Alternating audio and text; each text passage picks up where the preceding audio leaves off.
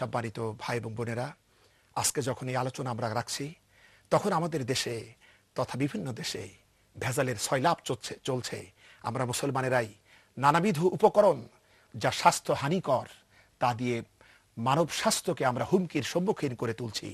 আমরা কি পারি না একটু আত্মজিজ্ঞাসা করতে? একজন মুসলিম ব্যবসায়ী হিসাবে আমার দায়িত্ব কি ছিল, কর্তব্য কি ছিল?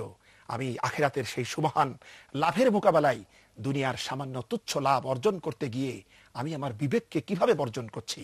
এটা আমরা আজ আত্মজিজ্ঞাসা করতে পারি। হযরত উমর ফারুক রাদিয়াল্লাহু তাআলা আনহু এই যুবতী মেয়েটার তাকওয়ার এই অমূল্য কথাটি শ্রবণ করা মাত্র তিনি থরথর করে কেঁপে উঠলেন। তিনি আর কিছু বললেন না।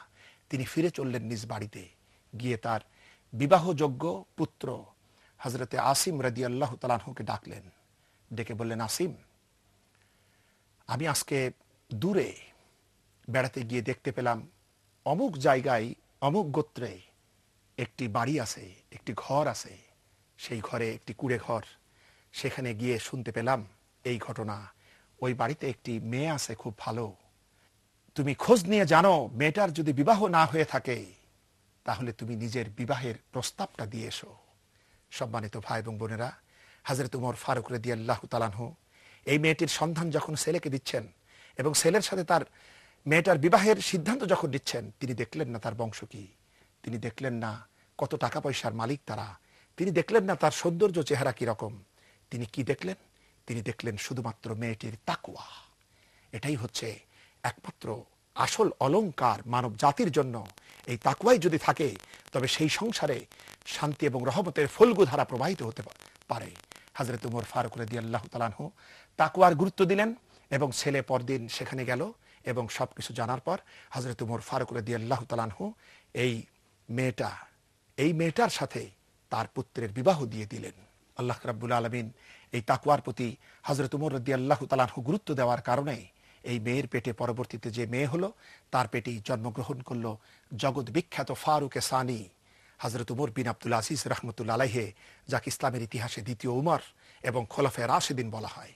সুবহানাল্লাহি বিহামদিহি। শুধু তাই নয়, তাকওয়ার প্রতি হযরত উমর ফারুক রাদিয়াল্লাহু তাআলা আনহু এতখানি যত্নবান ছিলেন যে যত কষ্টই হোক, যত পরিশ্রমী হোক, তিনি তাকওয়ার শর্ত তিনি পূরণ করার জন্য সর্বদাই ব্যস্ত থাকতেন। তিনি জানতেন যে তার খেলাফতের আমলে যদি কেউ মারা যায়, কেউ যদি কষ্ট পায়, সে মজলুম জনতার দুর্দান্ত ফরিয়াদ আল্লাহর আরশকে কাঁপিয়ে তুলবে। আমি কি জবাব দেব আল্লাহর কাছে? এই ভয়তে তিনি মানুষের দুয়ারে যেতেন। একদিন গিয়ে তিনি দেখলেন এক বাড়ির ভিতরে কান্নার আওয়াজ। তিনি খোঁজ নিলেন, গিয়ে দেখলেন হযরত উমর ফারুক রাদিয়াল্লাহু তাআলা আনহু তিনি গিয়ে দেখতে পেলেন যে ঘরের মধ্যে গৃহকর্ত্রী মহিলা, সে একটি হাড়ির ভিতরে কি যেন দিয়ে রান্না করছে আর তার চারিপাশে বসে ক্ষুধার্ত শিশুগুলি কাঁদছে। হযরত উমর ফারুক রাদিয়াল্লাহু তাআলা আনহু বিরক্তির সাথে বললেন, মহিলা, তুমি তো বড্ড জালিম, তুমি এত রাত হয়ে গেছে, তুমি এখনো বাচ্চাদের খেতে দাও নাই, তারপরে তুমি কি রান্না করছো যে বাচ্চারা ক্ষুধায় কষ্ট পায়? তখন মহিলা আগন্তুকের পানে তাকিয়ে বলছেন যে, হে পথিক, আমি তোমাকে চিনি না, তুমি কে?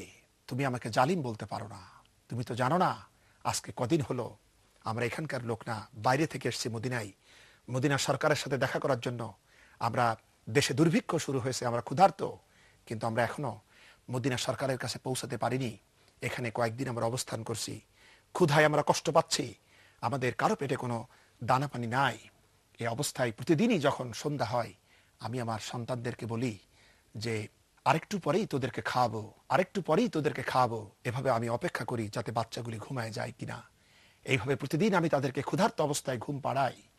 কিন্তু আজকে বাচ্চারা এত ক্ষুধার্ত হয়েছে যে আমি কোনো মতেই তাদেরকে বুঝাইতে পারছি না। শেষে তাদেরকে বুঝাতে না পেরে এই পাতিলটার ভিতরে কিছু পানি আর পাথর দিয়ে আমি জাল দিচ্ছি। জাল দিয়ে তাদেরকে আমি বুঝাচ্ছি যে এর ভিতরে গোস্ত আছে, রান্না হলে খেতে পারবি। এইভাবে আমি অপেক্ষা করছি দেখি বাচ্চারা ঘুমায় যায় কিনা। হযরত উমর ফারুক রাদিয়াল্লাহু তাআলা আনহু এই দৃশ্যের মুখোমুখি হয়ে তার চোখে পানি চলে আসলো। তিনি আর দেরি করলেন না, শুধু বললেন, মহিলা, একটু অপেক্ষা করো, দেখি তোমার জন্য কিছু করতে পারি কিনা। হযরত উমর ফারুক রাদিয়াল্লাহু তাআলা আনহু তখন হনহন করে বেরিয়ে চললেন। অতি দ্রুত তিনি বাইতুল মালে উপস্থিত হলেন এবং বাইতুল মালের রক্ষক আসলামকে ডাকলেন। ডেকে বলছেন, আসলাম, একটি বস্তা নিয়ে আসো। এই বস্তার ভিতরে তরি তরকারি, আটা, ময়দা যা কিছু ছিল সেই জামানার খাবার তা কিছু ঢুকায় দাও। এরপরে ঢুকিয়ে দেয়া হলো। এরপরে বলা হলো বস্তার মুখ বন্ধ করে দাও। বস্তার মুখ বন্ধ হয়ে গেল। এবার আমিরুল মুমিনিন খলিফাতুল মুসলিমিন হযরত উমর বিন খাত্তাব রাদিয়াল্লাহু তাআলা আনহু বলছেন, আসলাম, এবার এই বোঝাটা আমার পিঠের উপরে তুলে দাও। হযরত আসলাম রাদিয়াল্লাহু তাআলা আনহু অবাক হয়ে বলছেন, আমিরুল মুমিনিন, এই বস্তা বহন করার জন্য খাদিম তো আমি আসলাম আছি, আপনি কেন এই বোঝা বহন করতে যাবেন? হযরতে আমিরুল মুমিনিন খলিফাতুল মুসলিমিন হযরত উমর ফারুক রাদিয়াল্লাহু তাআলা আনহু বলছেন, আসলাম, আমার রাজত্বের ভিতরে মানুষ দিকে দিকে ক্ষুধার্ত অবস্থায় রাত যাপন করছে। এই অবস্থায় কিয়ামতের দিন আল্লাহ যদি আমাকে জিজ্ঞাসা করেন, উমর তুমি কি করেছো, আমি কি জবাব দেব? সুতরাং সেই কিয়ামতের দিন আমার পাপের কোনো বোঝা কি তোমরা কেউ বহন করবা? সুতরাং আমার বোঝা আমাকে বইতে দাও। এই কথা বলে তিনি আটার বস্তা মাথায় নিয়ে চললেন সেই পর্ণ কুটিরের দিকে। তিনি অতি দ্রুত বেগে সেখানে গিয়ে পৌঁছালেন, বস্তা নামালেন এবং বললেন, মহিলা, তাড়াতাড়ি করে তুমি খাবার তৈরি করো। হযরত উমর ফারুক রাদিয়াল্লাহু তাআলা আনহু নিজেও তিনি তরকারি কুটলেন, মহিলা রুটি তৈরি করলো, অথবা যা কিছু খাবার ছিল সেগুলো তৈরি করা হলো। খাবার যখন তৈরি হয়ে গেল, হযরত উমর ফারুক রাদিয়াল্লাহু তাআলা আনহু অত্যন্ত স্নেহ মমতা নিয়ে বাচ্চাদেরকে নিজের কোলে উঠায় নিলেন এবং নিজ হাতে তাদের মুখে খাবার তিনি তুলে দিলেন। যখন বাচ্চাদের মুখে তিনি নিজের হাতে খাবার তুলতেছিলেন, হযরত উমর রাদিয়াল্লাহু তাআলা আনহুর চোখ তখন অশ্রু ভেজা হয়ে যাচ্ছিল। অশ্রু সিক্ত নয়নে তিনি বাচ্চাদের মুখে যখন খাবার দিচ্ছিলেন, বাচ্চারা তখন আনন্দের অশ্রু ঝরাচ্ছিল। এই দৃশ্য দেখে বাচ্চাদের মা তখন বলছে, পথিক, আমি চিনি না তুমি কে, আমি জানি না তুমি কে, তবে আমার মনটা বলে আমাদের খলিফা হযরত উমর না হইয়া তোমার মতো মানুষ যদি খলিফা হতো তাহলে আমাদের ভাগ্য অনেক ভালো হয়ে যেত। হযরত উমর ফারুক রাদিয়াল্লাহু তাআলা আনহু এ সময় নিজের পরিচয় দেওয়া সমীচীন মনে করলেন না এবং তিনি সস্তা বাহবা নিতে চেষ্টাও করলেন না। তিনি বাচ্চাদেরকে খাওয়াই দিয়ে মহিলার খাওয়ার ব্যবস্থা করে তিনি বিদায় বেলায় শুধু বললেন, মহিলা, তুমি আগামীকাল খলিফার দরবারে এসো, সেখানে তুমি আমাকে দেখতে পাবে, তোমাকে আরো কিছু দেওয়া হবে। মহিলা সম্মতি দিলেন। হযরত উমর ফারুক রাদিয়াল্লাহু তাআলা আনহু আল্লাহর শুকর গুজার করতে করতে ফিরে চললেন। পরের দিন খলিফার দরবার বসলো, সেখানে বিভিন্ন লোকেরা উপস্থিত হলেন এবং এই মহিলা তার বাচ্চাদের নিয়ে খলিফার দরবারে হযরত উমর ফারুক রাদিয়াল্লাহু তাআলা আনহুর সামনে এলেন। এসে মহিলা অবাক হয়ে চমকে উঠে দেখতে পেলেন, আহা, গতকাল যে ব্যক্তি আটার বস্তা মাথায় করে তার নোংরা বাচ্চাদেরকে কোলে উঠায় নিয়ে তাদের মুখে খাবার দিয়েছিল আর চোখ দিয়ে পানি ঝরছিল, সেই ব্যক্তি হচ্ছে আমিরুল মুমিনিন হযরত উমর। মহিলা তো প্রচন্ড রকমের ভয় পেয়ে গিয়েছে এবং মহিলা ভয় আর সামনে এগোচ্ছে না। হযরত উমর ফারুক রাদিয়াল্লাহু তাআলা আনহু মহিলাকে কাছে ডাকলেন, ডেকে বলছেন, ডাকতেই মহিলা কাঁদো কাঁদো হয়ে আগের দিনের বেয়াদবির জন্য খলিফার কাছে ক্ষমা চাইলেন। কিন্তু হযরত উমর ফারুক রাদিয়াল্লাহু তাআলা আনহু বললেন যে, মা, তুমি আমার কাছে ক্ষমা চাইও না, বরং ক্ষমাটা আমি তোমার কাছে চাচ্ছি যে তুমি এত কষ্ট করেছো, আমি কেন পারি নাই প্রথম দিনই তোমাদের ব্যবস্থা নিতে। এই কারণে কিয়ামতের দিন আল্লাহ রাব্বুল আলামিনের দরবারে তুমি আমাকে আসামি বানাইও না। হযরত উমর ফারুক রাদিয়াল্লাহু তাআলা আনহু এরপরে মহিলার প্রয়োজন পূরণ করলেন। সম্মানিত ভাই এবং বোনেরা, এই ছিল খোলাফায়ে রাশিদিন, মুসলিম উম্মার মুকুটমণি, মুসলিম উম্মার গৌরবময় শাসক ছিলেন এরা।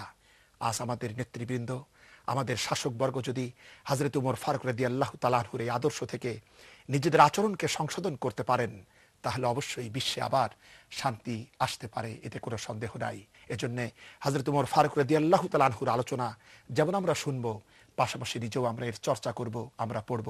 এবং যারা আজকে সমাজপতি, যারা শিক্ষাবিদ, যারা চিন্তাবিদ, যারা গবেষক, যারা রাষ্ট্রের বিভিন্ন দায়িত্বে নিয়োজিত, তাদের কাছে আমরা অত্যন্ত বিনয়ের সাথে নিবেদন করতে চাই, হযরত উমর ফারুক রাদিয়াল্লাহু তাআলা আনহুর এই মহত্তম আদর্শের এই কথাগুলি, এই বাস্তব সত্য কথাগুলি যদি আমরা আমাদের পাঠ্যপুস্তকে অন্তর্ভুক্ত করতে পারি, যদি পাঠ্যপুস্তকে রাখতে পারি এবং এটা পড়ে আমাদের নবপ্রজন্ম যদি এ থেকে তারা শিক্ষা দীক্ষা অর্জন করে, তাহলে অবশ্যই হযরত উমর ফারুক রাদিয়াল্লাহু তাআলা আনহুর শাসকের মতো শাসক আমরা আবার পুনরায় লাভ করতে পারি।